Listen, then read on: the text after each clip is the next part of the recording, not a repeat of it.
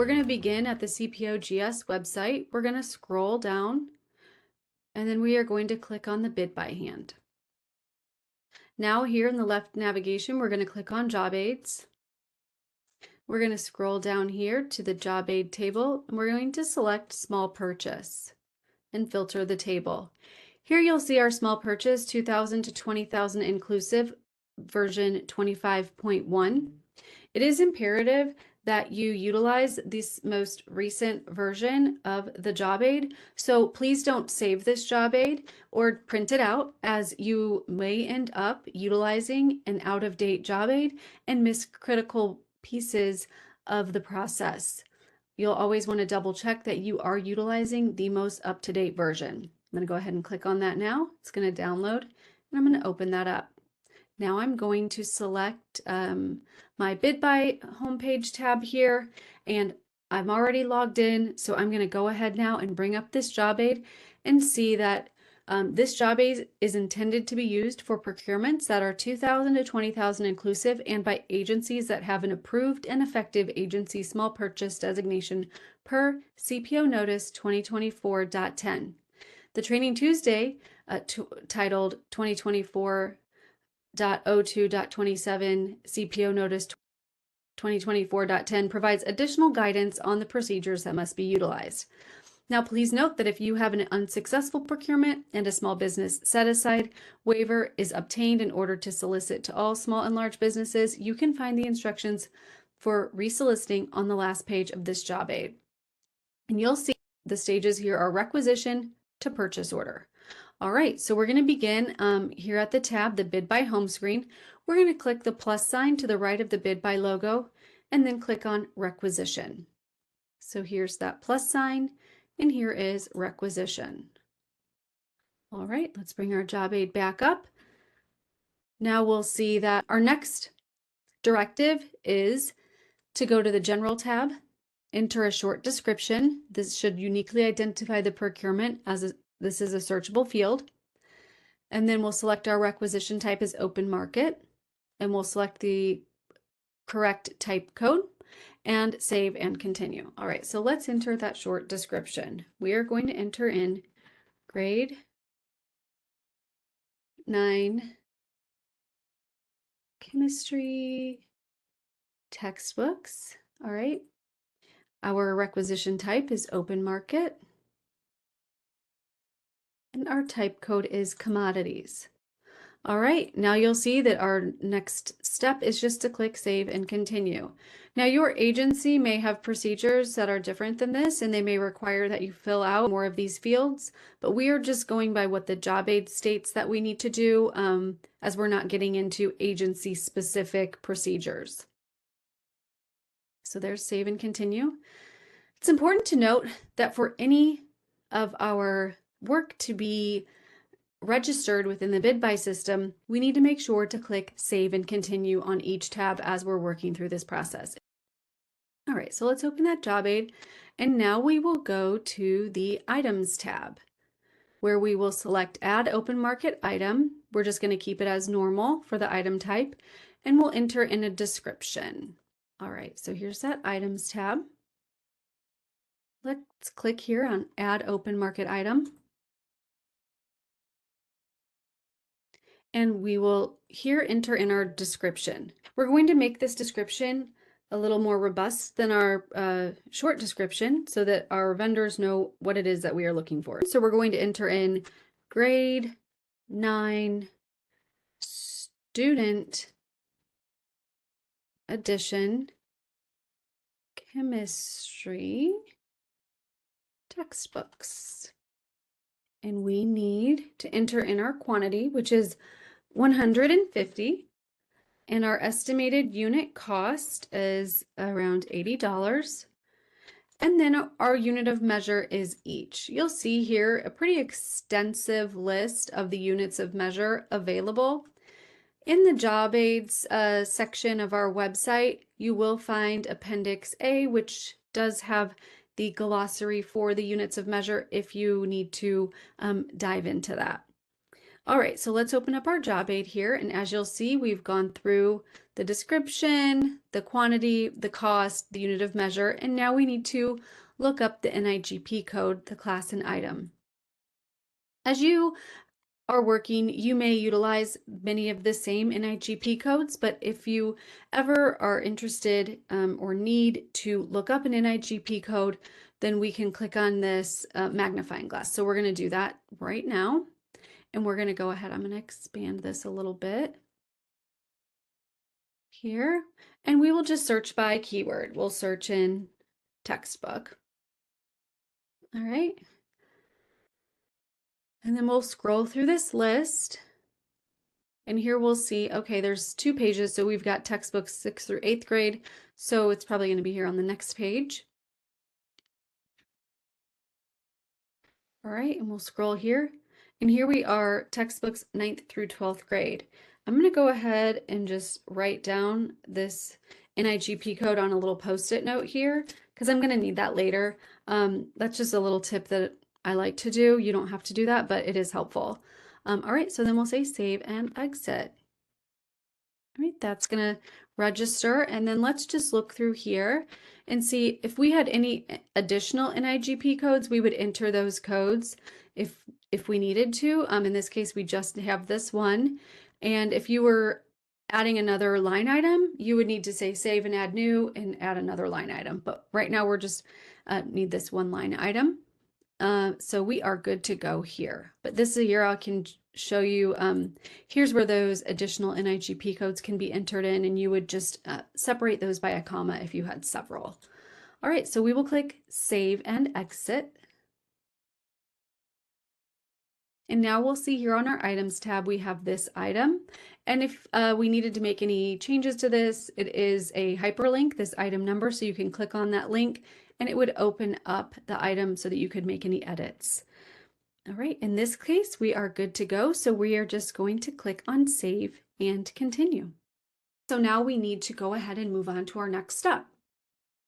So we can click on the Address tab. There's also an Items tab. There's the Address sub tab. You can see here, let me show you that. Like we're in Items right now, and then there are these sub tabs here. So there is the Address tab. If you're having items sent to multiple addresses, there's a situation in which you may use this. We're not using that today, so we're just going to go ahead and click on the Address tab on the main tab bar up here. All right. You will see here that this is a default address. So if you need a item sent to a particular location just on a one-time status, then you can go ahead and most likely you can work with the vendor once you get to that PO status to have it shipped to a certain place. But let's say your office has moved locations, you would need to contact the state user BidBuy help desk in order to change this address. But you don't want to be changing this address back and forth a lot of times to different locations. So this is kind of the general address. All right. We don't have any changes to make, so we're going to go ahead, and there are more specific information about that in the job aid, so you can, review the job aid if you do need to make address changes. But since we don't, we're just going to go right on by these tabs and click on the Accounting tab. So here we are on the Accounting tab. All right, and you'll see that we have a validation error. Accounting distribution is missing and required. Let's open our job aid and see how we can fix that. We're going to click on the magnifying glass to search for accounting codes. Then we're going to click on Find It. We're going to select Not Applicable. Then we're going to click on Save Based on Percentages and click on Rebuild for all items. So it is imperative that you follow these steps in exactly this way and make sure that you're not missing them or doing them in the incorrect order, as this is critical to the success of your procurement, as it indicates the approval path for the requisition. All right, so we're going to go ahead and click on the magnifying glass. We're going to click on Find It. We're going to select Not Applicable. All right, and now as our job aid indicates here, we are going to save based on percentages, and then rebuild for all items. So here we go, save based on percentages. All right, and then rebuild for all items. We'll see here that we have a system warning indicating that a transaction is occurring. And now you'll see that we no longer have that red validation error, so we are good to go on to our next step. All right, our next step is the Attachments tab. Here we are, the Attachments tab. Let's open that job aid and see which attachments we need to add. So first off, a note is that we need to verify that Show Vendor is not checked for any file or form that should not be accessible to the public. So the way that we add documents is click on Add File, and then we're going to go ahead and add our small purchase designation form. We will not show that to the vendor. We need to enter our standard terms and conditions. That will be shown to the vendor because they need to see our standard terms and conditions. If you had a small purchase with special conditions, so say emergency conditions or something of that nature, you would add that form. We don't have that, so we won't be adding that. And any agency specific forms that you may have that would be an internal process, we're not going to add any of those either. So we're just going to add that small purchase designation form and the standard terms and conditions. All right, so I'm going to click on Add File, choose File, and then we're going to go ahead and grab our files. So we need the small purchase designation form. We'll attach that. In the description, we're going to go ahead and iterate that this is the small purchase designation form. I know it says that in the file, but it's also just nice and it makes the procurement look cleaner if we do add that description for what we are attaching, because sometimes, as we know, we may label a file in a specific way that makes sense to everyone internally in our agency, full of our own acronyms and ways of filing or structuring files, but that doesn't really always make very much sense to the public or other people outside of your agency that might be on the approval path.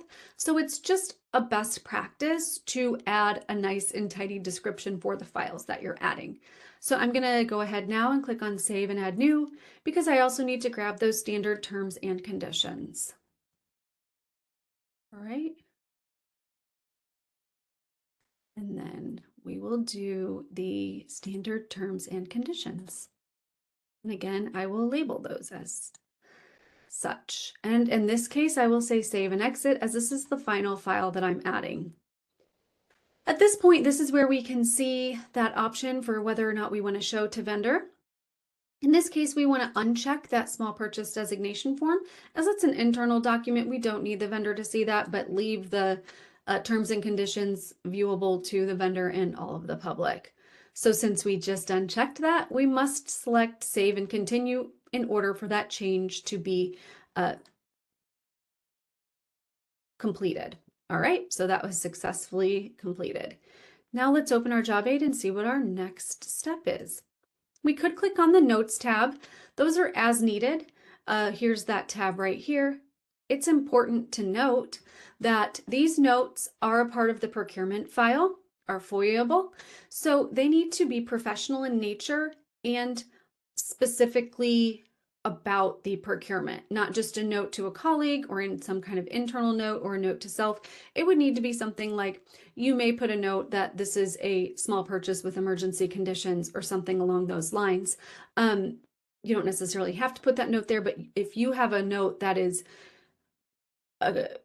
pursuant to the procurement and needs to be a part of the procurement file, you could put that here.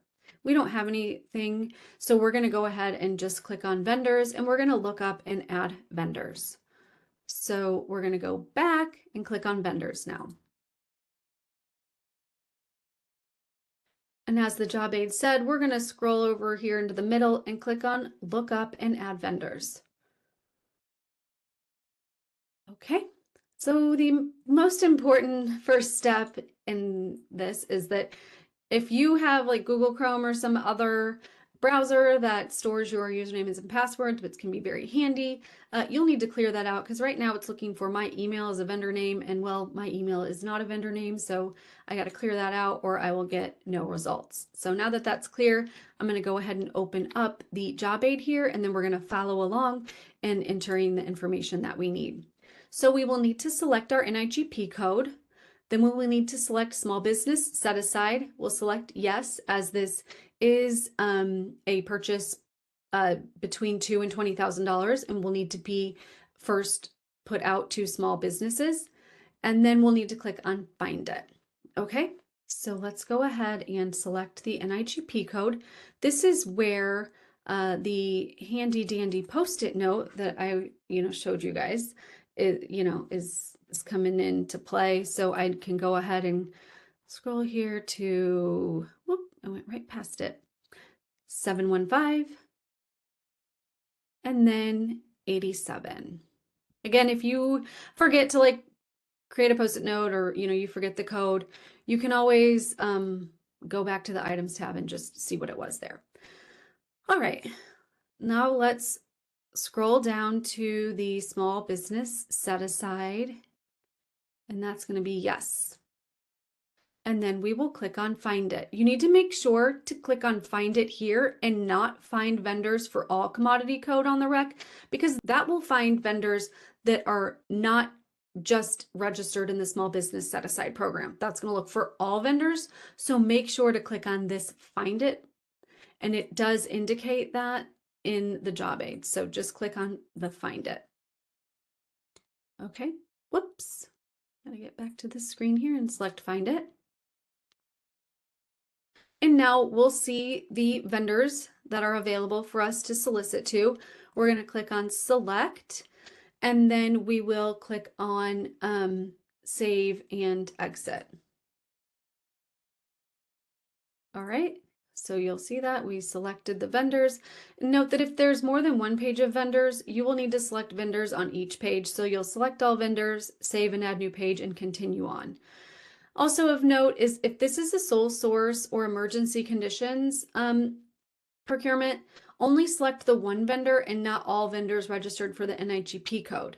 If the agency has identified a single SBSP vendor per the CPO notice 2024.10 process, only select the one vendor and not all vendors for the registered NIGP code.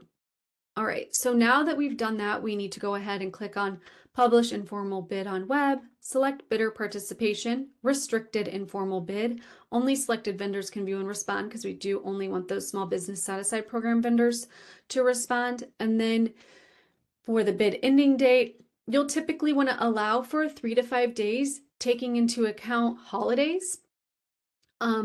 Make sure that these are going to be, actual working days, not landing on a weekend, not landing on a holiday, and then also take into account your own schedule or the schedule of others in your department, perhaps your approvers, so that this can move through the process and is realistic. So if you're out on vacation, clearly you're not going to be there to open the bid, so you need to schedule it in accordance to your schedule or others in your agency. All right, and then we'll do save and continue. Okay, so let's go ahead and scroll down here. We're going to do publish informal bid on web and then restricted. For our instance, this bid ending date and bid available date, we're going to say the available date is just right now. And for the ending date, since we're just in this training environment, we're just going to do, I need to do now and then just a couple minutes from now because this goes pretty quickly. That's clearly just because we're in the training environment. So let's see, let's do this till I think 11:09. I'm hoping I'm not cutting myself short, but this is the most difficult part of the training for me. Hoping that I don't have too much time or too little time. Okay, so then we will click on save and continue as the job aid indicates. All right. So now we will go ahead and follow these steps. We're going to select to notify vendors and get this sent out to vendors. All right, so we'll go down here and we will say notify vendors. We're going to send notification. So we're sending a notification to all of these vendors. We'll go ahead and send notification. Okay, Great. So I'm going to go ahead now and log out of this account. I'm going to log into my vendor account. This isn't something you would typically see, but it's maybe a little bit interesting to see what our vendors see. So I'm going to do that. Sign in. Here is my vendor account. I'm going to click on quotes.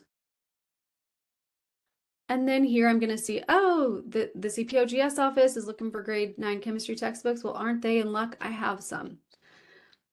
So I'll go ahead and create my bid here. I can do these for $87. All right. And then I will save and exit. Okay. And my quote has now been entered and submitted here. Let's see here. I can exit now. If I wanted to change that price, I could go back in here and click on quotes, view or update. But at this point, that informal quote has been submitted. It's, pretty quick and easy process for these purchases between $2,000 and $20,000. And that's the whole process of seeing that. So I'm going to exit out of here again. I am going to now log out of this account and I'll log back into my regular BidBuy account.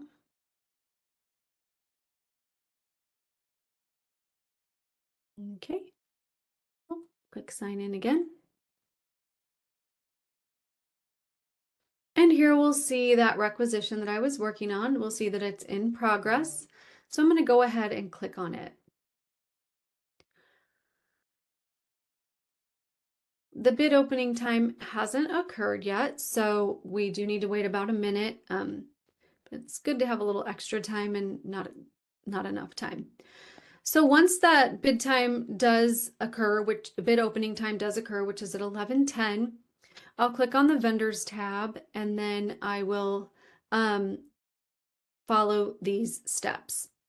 There are these steps here for viewing and entering quotes. Informal quotes can be viewed at any time after receipt. Click on view/edit hyperlink for quotes submitted through BidBuy and enter email quotes not submitted through BidBuy utilizing these steps here. If you choose to get a training account, you would need to go ahead and manually enter in quotes because you don't have access to a vendor account, so you can't submit any quotes that way. And there are times that you may get an email quote from a vendor. It's less common these days as we really do try to have our vendors utilize the BidBuy system, but it is possible for you to get an email submitted quote from a vendor for purchases to $20,000. So in that case, you would need to go ahead and follow these instructions. For us, we're going to do this tabulate quotes after bid ending date. So we will click on the vendor tab and then click on the informal quote tabulation button. So here is that vendor tab. We'll select that. And then we will go ahead and go to the bottom here and we'll click on informal quote tabulation. That's going to open up a pop-up screen. We'll expand that a bit here. We'll open our job aid and follow the rest of these steps. So we will apply line item pricing for each recommended vendor, then click apply pricing and close the window. So here we go. Apply pricing. We don't have multiple vendors, so the instruction here, where is that? The apply line item pricing for each recommended vendor, apply pricing.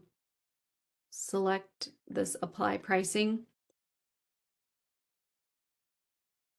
since we just have the one vendor. All right, and then we will close window. Okay, this will refresh and we should see here now that our recommended vendor is selected here. Okay, we'll open up this job aid again and click on the summary tab where we'll review all data and submit for approval. Let's go up, click on the summary tab. We'll just make sure everything here is correct. Looks great. We'll scroll down to the bottom and click on submit for approval. Okay, so we are going to just do automatic approval. We're automatically approving things because this is a training environment and we don't have time to wait for approvals. In your instance, this would go through your predetermined approval path, but I'm going to go ahead and just click Save and Continue. And then we will open up the job aid again. So this is routing through that approval process. And then once it's gone through the approval process, what will happen is we're going to start back at the BidBuy main screen because it'd go through your approval process and then you would need to go back into it and saying, oh, okay, it's ready for purchasing. I just got that status update. So I'm going to go ahead and click on it. And as our job aid says, start at the home screen. We just clicked on that requisition hyperlink. And then now we're going to go to the summary tab and convert to PO. So we'll scroll down here and we will say convert to PO. Click on that, we'll say okay. And then here it's asking us, do we want to do single PO using header recommended vendor, single PO using selected reference vendor, single PO using item recommended vendor, for choose vendors. We're going to do the using header recommended vendor, that first option, and then we're going to click on convert to PO and OK. So here we go. And then we will just say convert to PO. All right.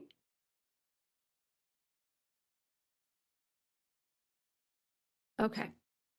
So once we do that, we will continue scrolling down to the purchase order phase. We are going to click on the hyperlink here for the PO. So here that purchase order number is here and you'll see it is indicated by a P. The P14118 is the purchase order number. So we will click on it. Okay, we'll see there's some overall validation errors. No worries, we're going to follow the job aid and resolve all of those errors. So here we'll begin at the General tab. We will click on PO type, open market. Just a note that you would select blanket. That's only for SAP when syncing with SAP. So if you are an SAP utilizing agency, you would need to follow those instructions. And then we'll do type code C, small purchase. Is this a small business set aside procurement? Yes. Are you utilizing an active registered SBSP vendor? Yes, because we went out to those and we had one bid. You'll enter in the actual contract begin date and end date, the fiscal year of obligation, your SAP vendor number if you're a SAP utilizing agency. If not, you'll just enter a bunch of nines, the full SAP contract value, the notice of award amount, and whether or not there was a BEP, VBP participation goal. No, because this is a small purchase, and save and continue. So let's go over to that General tab and walk through those fields. Okay, so PO types, open market, type code, C, small purchase. And as you can see, basically we're just going through this form and filling in all of the fields with an asterisk next to them. Again, your agency may have specific procedures that have you enter in more information on this form, but we're just doing what the job aid says to move this forward. So we're going to keep scrolling down here and we'll say, is this a small set aside procurement? Yes. Okay. We're using a SBSP vendor. Yes. Our actual contract begin date, we're just going to say this is starting tomorrow. For the sake of training. It's going to end tomorrow too. We're getting these textbooks fast and furious. They're coming tomorrow and we're settling it all up. All right. And then our fiscal year of obligation is 2025. We don't have any of these. Okay. Our SAP vendor number, we're entering in just a bunch of nines. Our full contract value, that's $13,050. That is listed up here. You can see the actual cost. So we will enter that in. That's also the award amount. We don't have any renewals or anything. This is just a single purchase here. Okay. And then is there a BEP, VBP goal? No. All right. I think we entered everything in. So we'll click on save and continue and hopefully that will be in the clear. Yep, those changes were made successfully and we no longer see that red validation error. So hooray, hooray, we are successful. And let's open our job aid for our next area. We will click on the Attachments tab. Okay, Attachments. Again, I just want to note the whole show to vendor deal. So you need to verify that show vendor is not checked for any file or form that should not be accessible to the public. So we're going to add here the executed agreement. That's a contract, a BOA, or a signed bid by PO with standard terms and conditions. We are going to show that to vendor. We're also going to select that that is confidential as it does have signatures on it. Note that if you're using the vendor signed bid by PO, you will need to attach that via a change order after approval. And then we have any other documents to complete the procurement file. So if you have any agency specific forms or anything, you would add those at this point. We won't be attaching anything at this point as we're going to use a vendor signed bid by PO, and per the note, we will attach that via a change order after approval. So we'll go to the Summary tab and we'll update any overall validation errors. If we have any, we'll submit for approval. So we'll click on Summary. We'll scroll down here. Right. And we will submit for approval. All right, we're automatically improving in the training environment. In your case, it would go through your approval path. Let's click on here and see what our next step is. So we've gone through the approvals, and now we will go to our home screen to simulate how you would get back into this. So it's going through the approval path. All right, and then now we have here, okay, this is in ready to send status. I'm going to open that up and process this. Okay, so we've done that. We opened up that PO hyperlink in recent documents. And now we're going to go to the Summary tab and select Send Email and Notify Vendor. Okay, so here we are, Summary. We'll go down here and we will say Send an email and notify vendor. Save and continue.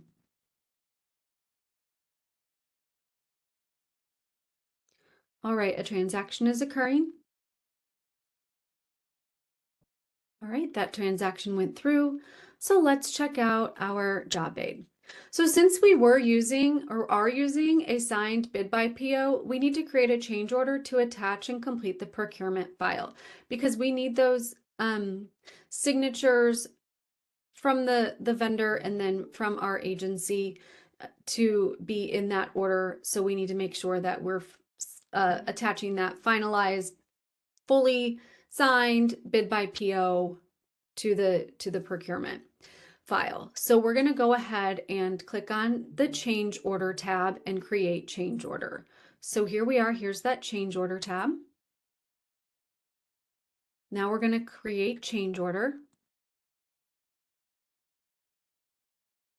Okay, we'll open up this and then we'll just down here, we're going to go to the change order attachments tab.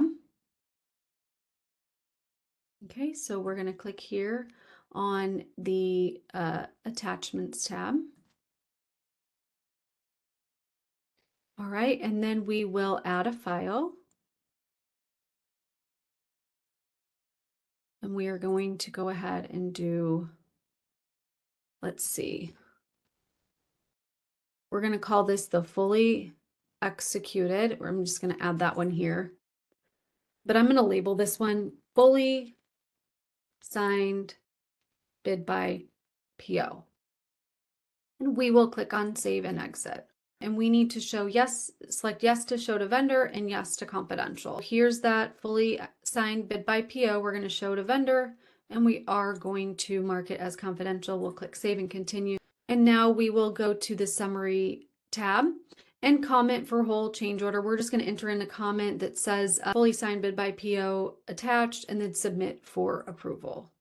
Okay, so here's that Summary tab.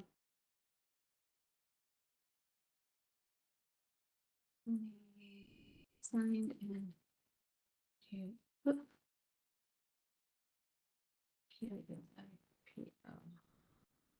attached. All right, we'll scroll down here. We'll click save and continue so that note